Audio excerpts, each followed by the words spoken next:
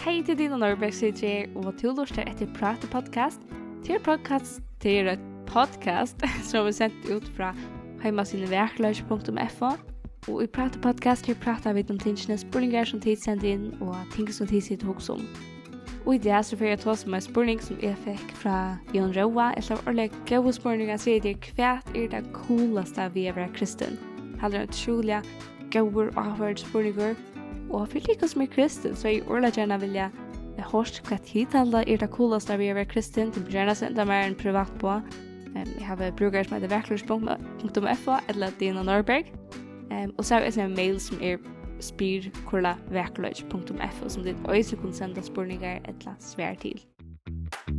But no one says a word, it's time we talk about it. Så jeg har 3 punkt som jeg halder det kulast vi er kristin, og jeg kunne nevnt utrolig nek ting, men jeg får takke 3 ting i det for at det ikke skal være så drutt eller lengt podcast. Første punktet som jeg halder cool det at vi mennesker frelst vi trygg. Efesos 2:8 sier til gava Guds, ikke akkur sjolv. Og jeg halder til nekka som så fantastisk at vi frelst vi trygg. Vi gjorta okkara synder, vi sutja til at vi syndere, og vi megna ikke god standard som et perfekt liv. Ønskene okkur lever et perfekt liv utan Jesus. Og tog kunne Jesus teka okkara dom og se til han var syndafrier. Og kunne så stått bæra okkara synd, betale okkara skuld. Og vi kunne tog bli frelst, vi trygg på at det som Jesus gjør det for okkur, for jeg vinner okkur et avt liv. Og jeg halder til noe så cool at vi er frelst vi trygg, ikke av okken selv, men at det Guds gave.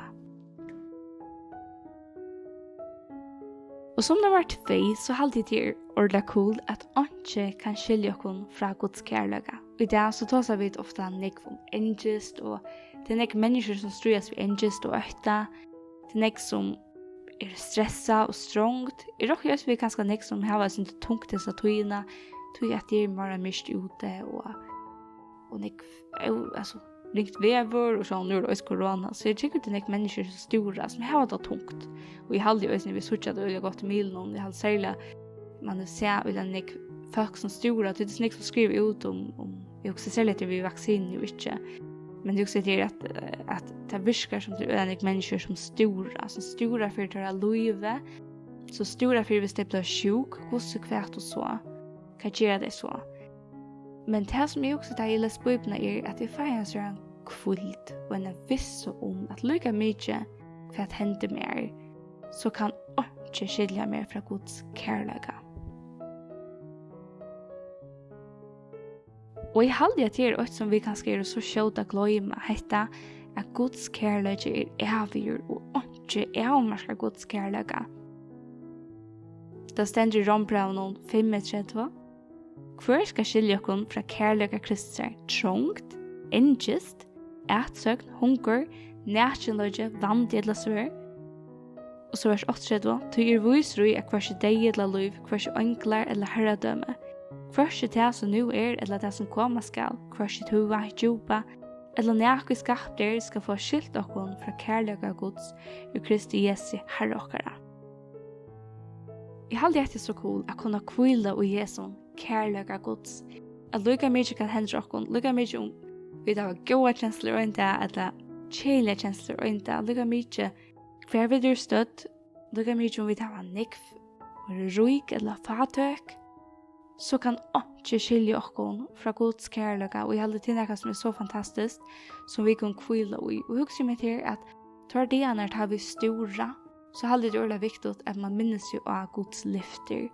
Og et av Guds lyften at øysen tar vi av engest, tar vi det benjen, tar vi det trångt og hava strongt, tar vi det ikke å vita hvordan alt verer, kanskje også nå imot jolo, kanskje noe som stora for tog.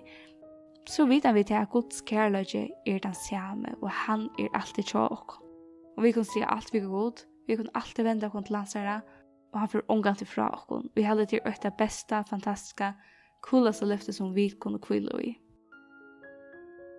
Og det mest så at Gud ikke benjen for okkara storan, og Gud ikke benjen for okkara kjenslon, og vi kan si alt vi god. Det nok så cool, halde jeg. Og så det trea som jeg har stadigvæk nok så ringt via skilja, men jeg vet at det en veriløg til det her, at vi som kristin kunne gledast og i motgångt. Det halde mega cool. Og nok så ringt jeg skilja, at vi som kristin kunne gå gledast og en dag, ta det en kjelir, mågen der. Vi kunne være glad til vi får motgångt, vi kunne være glad til vi løyver ovest, vi kunne være glad til vi er sjuk, og vi kunne være glad til vi litt det astra. Det stender Nehemias 8-20 sveinaste versen, syrg ikke til glede og i herranon i styrke tikkara. Så vi kunne glede som kristne, men det ikke glede i okkar sjolvun eller okkar omstøvun, det glede og i herranon, og i gode, og i hansara lyfton.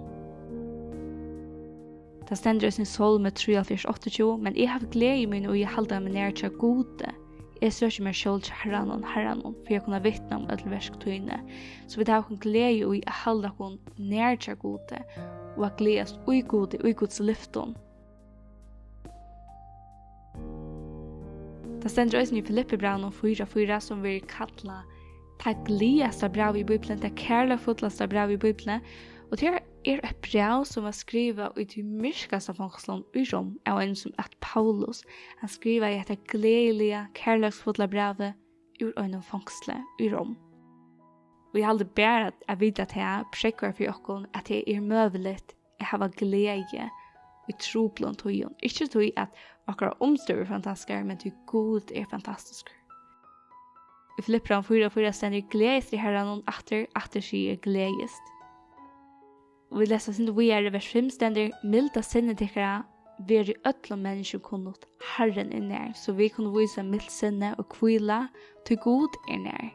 Vers 6 stor i omgång 4 nøy, let i öllum det som tid ikke kommer fram for god i akkadlan og bøn vi tøk.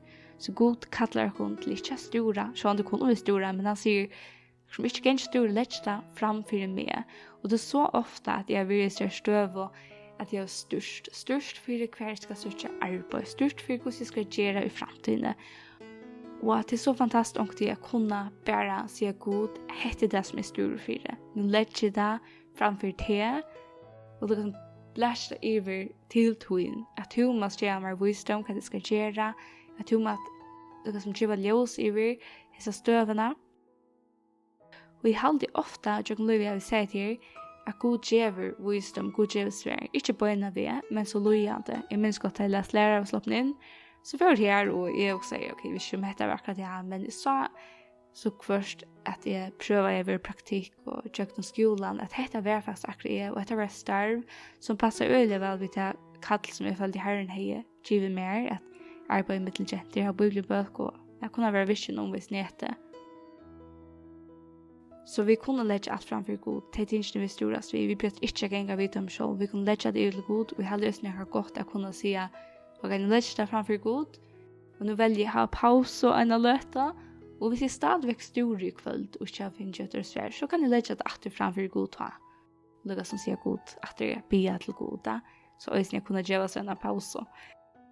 Og så stender det også i vers 6 som jeg lyfter, så skal fri god, som står opp om alt vidt, hver hva det gjørs til oksantikere i Kristi Jesus. Så det har lyftet om at jeg vidt velge er fredelig god, ved det som er stor av vi, så skal han gjøre oss sin fri.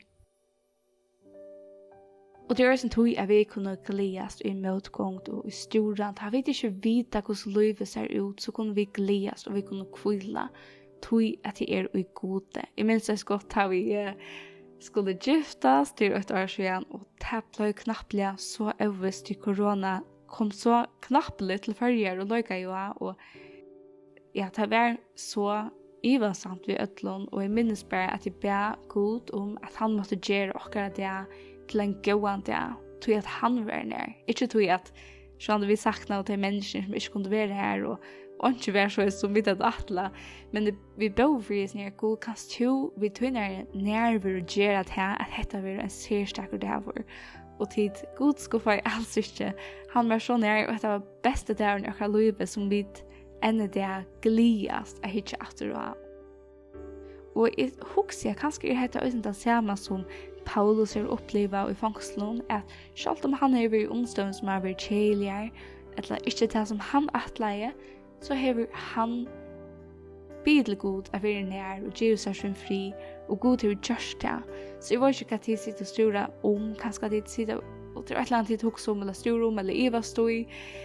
Det kan være snakk ting som vi konstrueres vi, og det hokse bare til at god nær til tikkun, og tikkun og lägga det framför han och be han göra tikkun sin fri, eller svina glädje, en glädje som inte är knutet omstövun, så vill han göra det.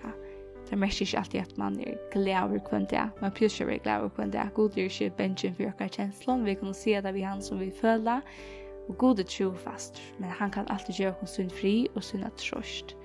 Och där vi får tröst så blir vi ju ändå glad. Självt om omstående kommer vara troplar. Så dette var det tingene som er halvdig cool ved å være kristen, som er fantastisk, som er det gledes om, at vi er frelst, vi trygg, vi er ikke akkurat selv om, så vi skulle ikke gjøre til alt er godt, det er alltid så fantastisk, og noe som er bare halvdig er coolere, noe som er bare gledes mer om.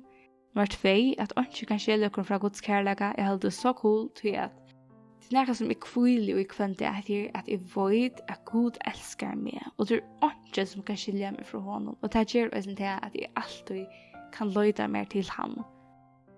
Og nummer 3, at jeg kan gledes i motgång, det holder til en så stor trøst, og det er også gjørst til at jeg tror plass og tøyner i min liv, at Gud, at han kommer inn ved sin frie og sin trøst, og da jeg leser hans ord og bia utan tunga slett med livet, så det brøyder alt. Det brøyder alt. Og det gjør det til en helt annen opplevelse.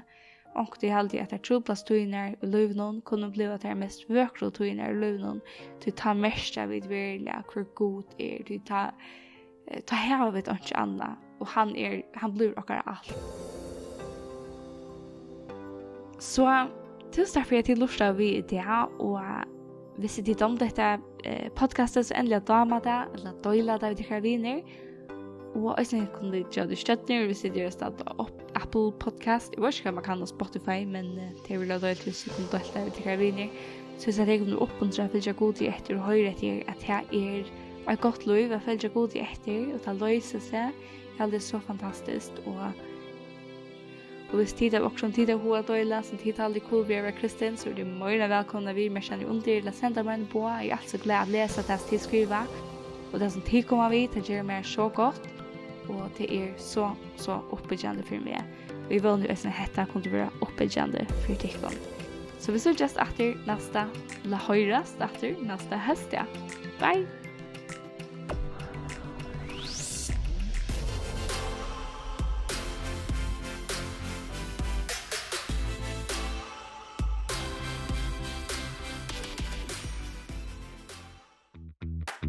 But no one says a word, it's time we talk.